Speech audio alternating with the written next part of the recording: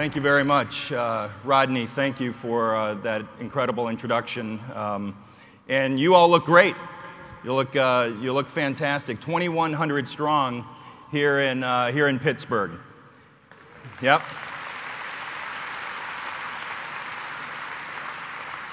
35 from St. Louis. That's the most. Where's St. Louis? There's St. Louis. 22, every single staff person, 22 from Knoxville, Tennessee.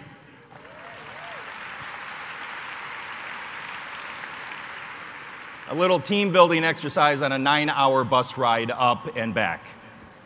But I also know that we're represented by large United Ways, mid-sized United Ways, smaller United Ways, and it's just great to see you all together. You look fantastic. Let me start with a few thank yous, if I could. First, to Elise Buick and Milton Little and the committee that put together this conference. Let's say a special thank you to that group of professional leaders.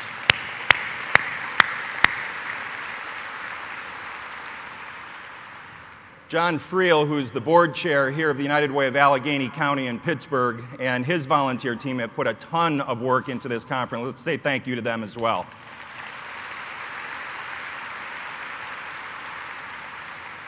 We just heard from Bill Meyer, a lifelong United Way professional, somebody who's been a mentor and a teacher to so many of us, including me, in this movement, an incredibly spectacular and distinguished career.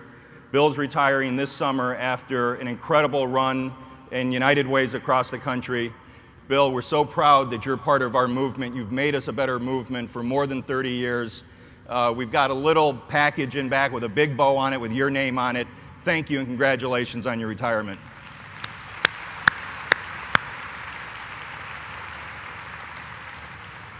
Karen Feinstein here in Pittsburgh and the entire host committee. Last night's reception was fantastic, wasn't it, for those of you that were there?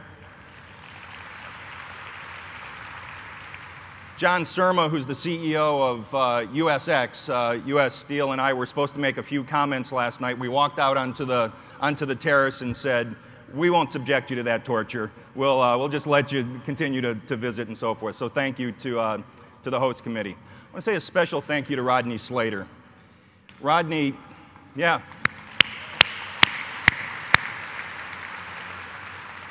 Rodney, when he was a cabinet secretary in the Clinton administration, ran the combined federal campaign in Washington, D.C., a $50 million campaign 2 years in a row. He's been a leader at the local level. He was a leader in Arkansas. When there were real issues with the United Way in the national capital area in 2002, Rodney was the first community leader to step forward and say, we've got to take this United Way back. We'll pull together a group of community leaders. We'll do what's necessary to put the reforms in place. And now with Chuck Anderson and other volunteer leaders in the national capital area, Rodney put us back on track in Washington, D.C. You heard Rodney talk about Bill Perrett. Bill's been a United Way volunteer since the early 1980s. He was the chair of the United Way of Tri-State Board in Tri-State, New York.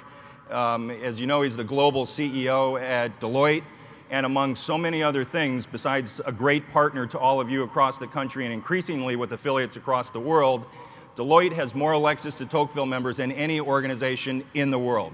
Bill, thank you for your leadership.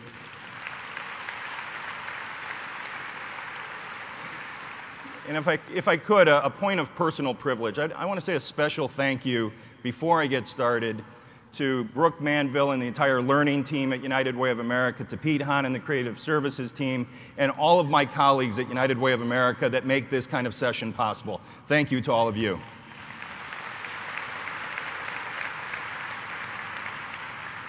Before I begin with the remarks that I had prepared, at least as prepared as I make remarks, I thought we ought to pause for just a minute and think about those that lost their lives in the tornado in Greensburg, Kansas, those that lost their life in Blacksburg at Virginia Tech University. Because, you know, you shouldn't get together as a family and not think about the suffering that those two communities went through. And in a challenging time, in a dreadful time, what local United Ways did in terms of response to those events. The United Way of the Plains in Wichita, Kansas, and Pat Hanrahan and his team moved from 150 miles away, staged a response area 10 miles from Greensburg, 211 statewide throughout the state of Kansas, combined one response fund that's endorsed by the governor of Kansas, the only fund in Kansas that's focused on the long-term healing, because we've learned the lessons of 9/11 and the mural building bombing in Oklahoma City and Katrina and Rita. We know that the mental health issues are going to be real for a long time, and there's going to have to be healing that goes on. So thank you to all of our colleagues, volunteer and professional, in Kansas, in Southwest Virginia, and all of you who responded in their time of need. Thank you very much.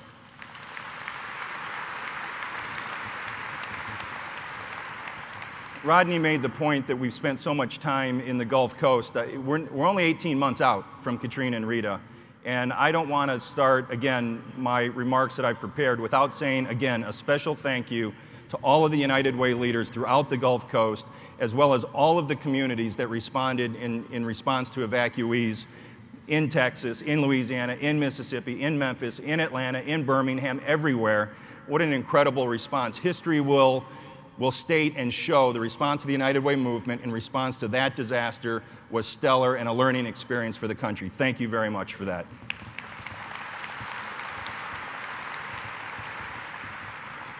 So welcome. It's the first time we've been together as professional colleagues on a national scale since 2000. And you know, a lot's changed in 7 years, but one thing that has struck me that hasn't changed is what it means to be a United Way professional. You know, there are lots of people who work for nonprofit organizations who are committed to a certain cause, committed to a certain organization. What I think it means to be a United Way professional is that you're committed to community. You're committed to the community good, to advancing the community good. That what we believe as professionals is that if the least among us don't succeed, then we don't succeed. Not certain ones of us, all of us. And so if every child doesn't succeed, we don't succeed. That's what I think it means to be a United Way professional. So this week, we're going to talk about development.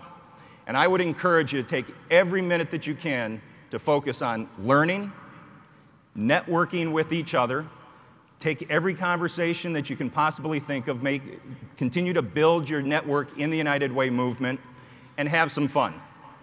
Most of the volunteer leaders who are here today will be gone by tonight. So it's just us. So have some fun. If it goes late into the evening, lose the lapel pins, lose the name tags, you're on your own. But let's have some fun together. As I look down at the Board of Trustees at United Way of America, I realized that I too should ask this group to be a sign of appreciation from all of their professional colleagues. Would the members of the United Way of America Board of Trustees stand up and let us recognize you?